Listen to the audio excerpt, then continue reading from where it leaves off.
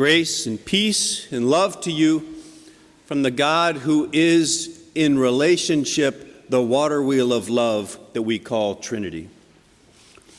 So the texts today are about Trinity Sunday, but they kind of fit for what we're trying to do here, Anniversary Sunday. So we're talking about, we're 70 years old, so how are we going to get at this? I want to put you into the time machine, and we're going to get up to 88 miles an hour, and we're going to go back to 1947. Right, 47. What was happening in 1947? It was the end of World War II. That had just happened just a bit before.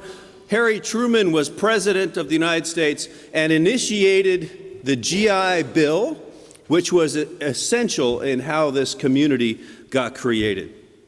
1947 was also the year in which India obtained its independence for the first time after 190 years of colonial rule. And in this picture, what it demonstrates is that at that time, what happened was all the people who were Muslims were told that they needed to go off to what was then becoming Pakistan. And so this is a picture from 1947 of Muslim refugees that were forced out of India. So while there was, on the one hand, this celebration after the liberation from colonialism, for a whole nother part of the community, there was this dislocation and struggle. In 1947, that's what a TV looked like, right? This thing that some people back then said would never actually catch on. And so you had, anyway, has anyone, by the way, seen anything on a TV like that? Yes, excellent. Thank you for being willing to acknowledge that. 1947 was the advent of the greatest Dodger that ever played in baseball, Jackie Robinson, as he broke the color barrier and was the first African-American person to play in the major leagues, to play in the major leagues that weren't the Negro leagues that had gone on. Jackie Robinson endured an incredible amount of scorn to be able to be who he was as such a talented athlete and to break all sorts of records in Dodger history. In the world of basketball, what was going on? Well, the Warriors won the championship in 1947, but it was the Philadelphia Warriors that won the championship in 1947, and we'll see tomorrow night if history repeats itself. Way out west, 1947, Pacific Beach. You're looking back, and this is what the community looked like. This right here is the corner of Graham and Ingram, a little Pacific Beach garage.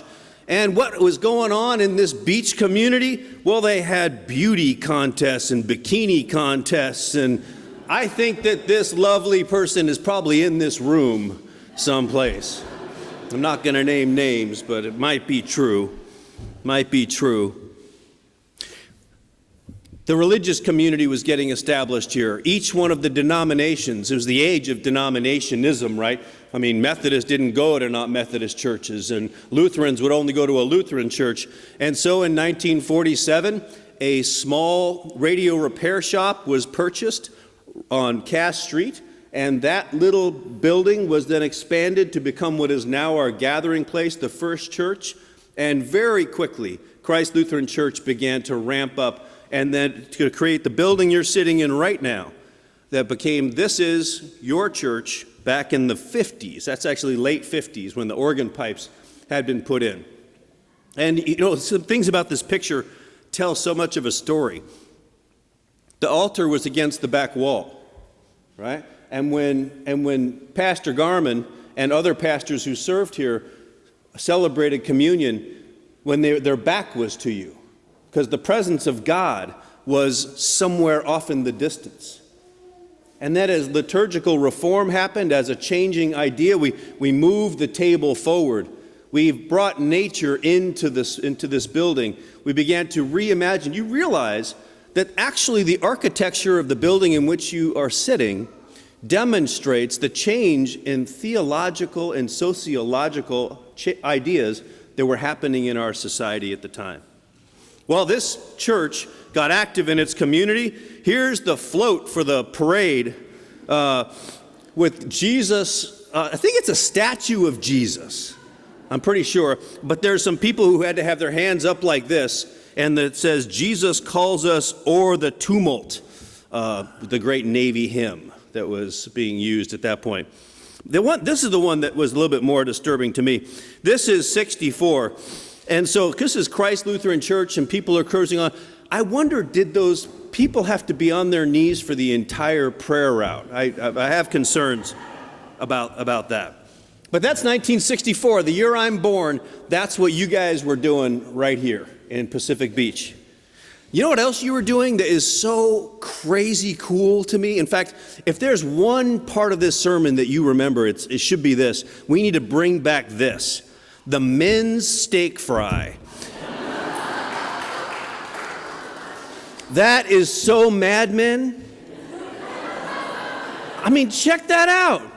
Check it out, guys. And we all have the same. There's like some emblem you put on your suit, and there's the only thing that's missing is cocktails. But we'll fix that this time. There we go. We'll fix that this time. Yes, there's women are missing. Yeah. But I think we're going to start with the guy's steak fry. I'm just saying. I mean, anyway. And this was what the confirmation class looked like in 1968. There might be some people in this congregation right this very minute who are represented in that picture. That was all of those images. They're endearing to many of us. They may be horrifying to others of us. But they represented what being church meant from 1947 to 1968. By the way, the zenith in terms of church attendance for this congregation was in 1967. That was when there were the most people attending in that year. It was about 750 on a Sunday that were coming to church here, and there were about 300 children that were in education programs on Sunday at that time. Pacific Beach was a different community, and it started shifting in that era, as did the entire country.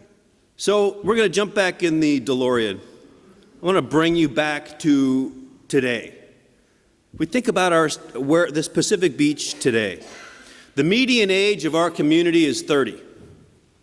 61% of the people in our community are between the ages of 18 and 39. We are a millennial and post-millennial community. 8% on the most recent statistics are under the age of 17. It seems like there's more and more kids that we see around, but the demographics aren't bearing that out yet.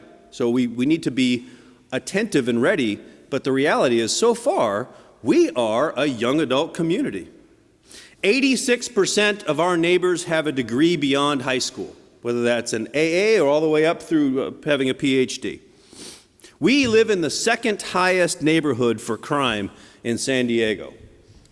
I think most of that takes place on Garnett.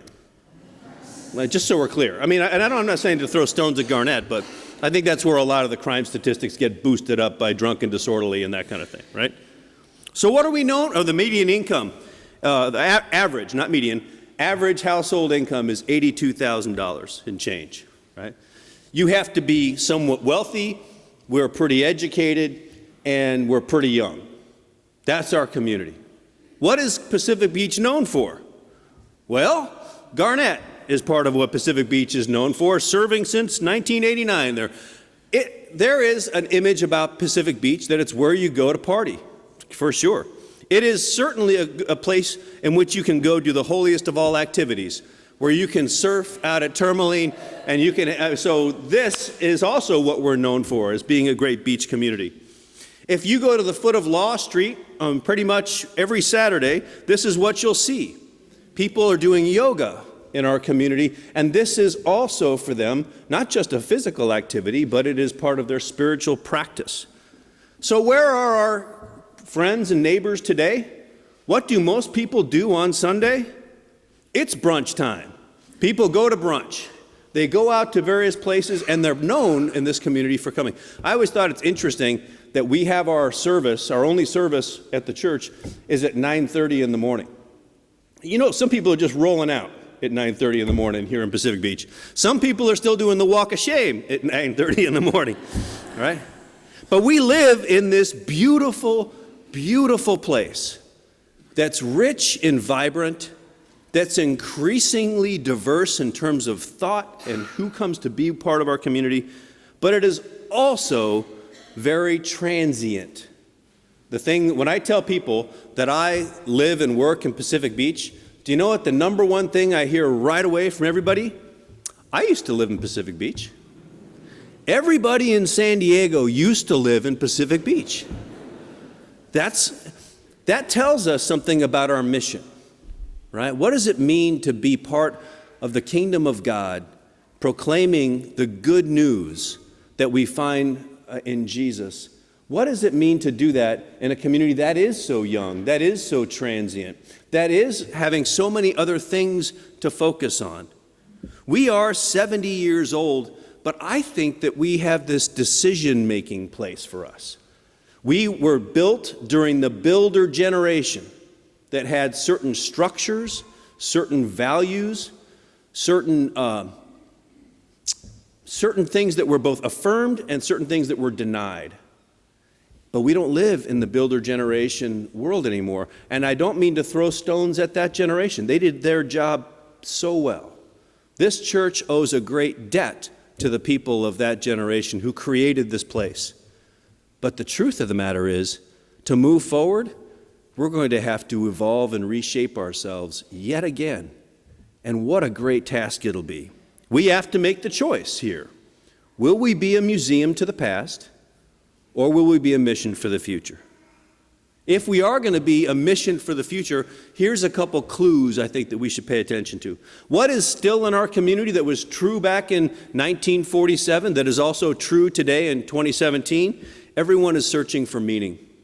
People want to know, what is it that matters? I was just telling the group, I had a conversation just the other day that just broke my heart. It was a guy who had worked his entire life. He was probably, I'd say, early 70s. And now he told me, he said, I hated going to work every single day, but it paid well, so I did it for over 30 years. And now he's got a bunch of money, and he's looking for a way to live the next part of his life, but he doesn't have any family, and he doesn't have any friends. And he was desperately lonely. And you're not going to fix that quickly. What matters? I mean, if you climb the ladder of success, if I just have enough money, if I just have those things, and you climb that ladder of success, you're going to find out that it's leaning up against the wrong wall. And when you find that, the smartest thing you can do is to climb back down and to find out what matters. And I tell you what, I did a funeral recently for a 33-year-old who died too young. And what matters is living your life fully, investing in people, being attentive to the beauty and wonder of God's presence right here and right now, all the time. I also think that what matters to our community is community. People want to join together and be part of something that is bigger than themselves. They want to be about planting a community that is going to be about justice and wholeness, that's going to welcome people of all different backgrounds, faith traditions, sexual orientations, and gender identities, people of all sorts of different walks of life, so that they'll find here common ground in their unity, common ground in their love for each other. I think that that's something that we could be offering, and it's going to be a big clue for us moving forward. Finally, but I would also say in some ways most importantly, we need to have a place where people can find transcendence, a connection with the divine.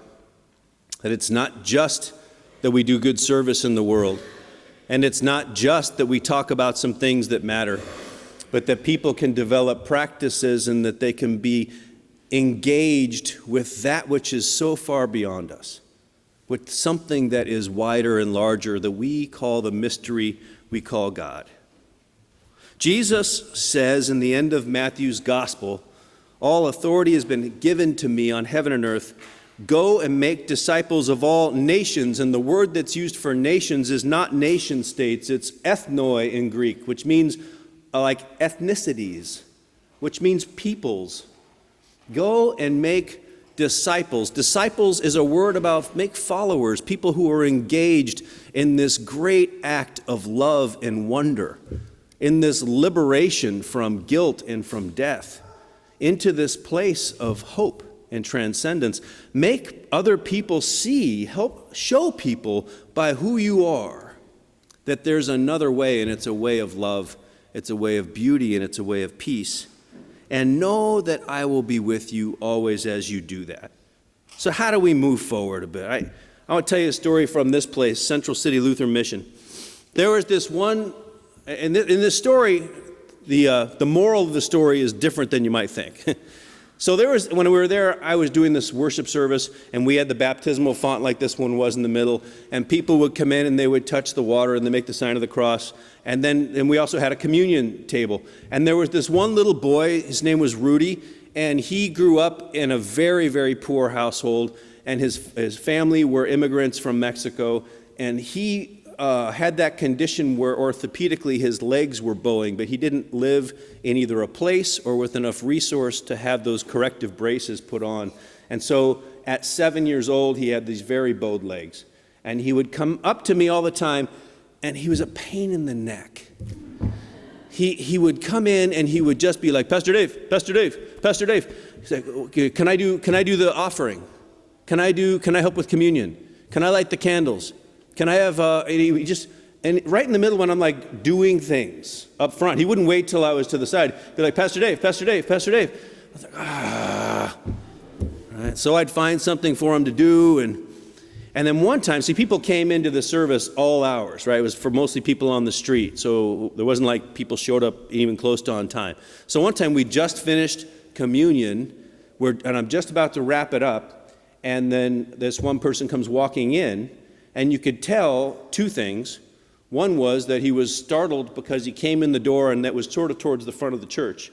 So he was like walking in this door right here. He was sort of like, oh, okay. And the second thing, from his standing, you could tell he was inebriated, right?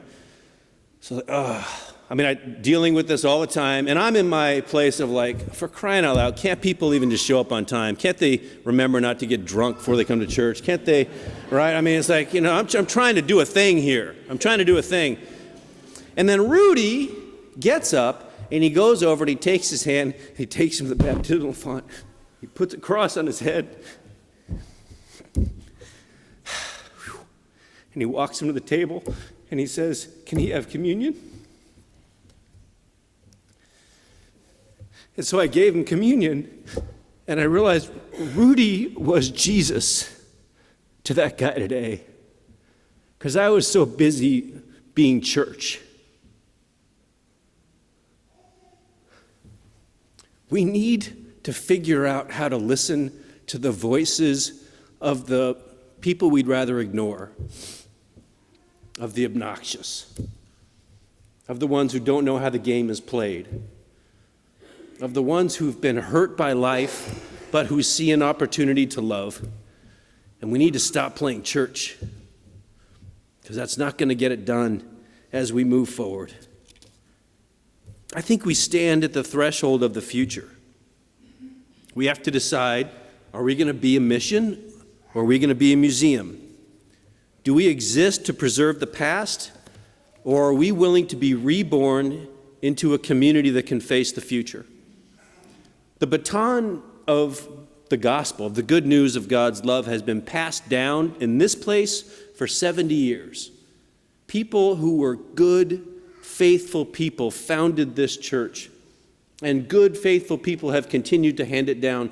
But they also got, the baton we receive is well worn, because it goes back thousands of years.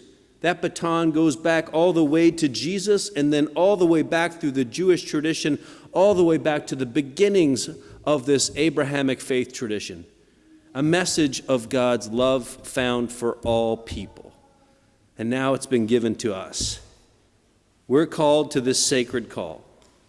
It's our privilege to proclaim a God who loves and never excludes, who heals and never harms. And our world is just desperate right now to hear such good news. Amen? Amen.